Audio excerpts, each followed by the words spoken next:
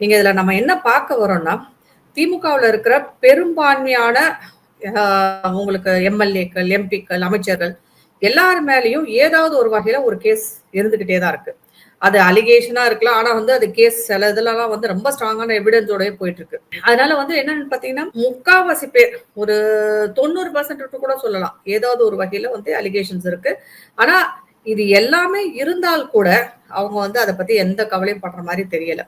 இன்னொன்னு வந்து பாத்தீங்கன்னா, மேல் மட்டத்துல வந்து இந்த இடி ரெய்டு அது இதுன்னு ஒரு பக்கம் போனா, ஒரு பக்கம் போதைப் பொருள் கடத்தல தொடர்புடைய சில அது அவங்களுடைய கட்சி நிர்வாகிகள். அதற்கப்புறம் பாத்தீங்கன்னா வந்து இப்ப ரீசெண்டா நடந்த அந்த பெண் பாலியல் வழக்கு மாரி நெறைய வழக்குகள். அதுல கூட வந்து அவங்களுடைய நிர்வாகிகள். அதுக்கப்புறம் போலீசாருடன் மோதியதில் பெண் போலீஸ் அவங்கள வந்து தாக்குனது.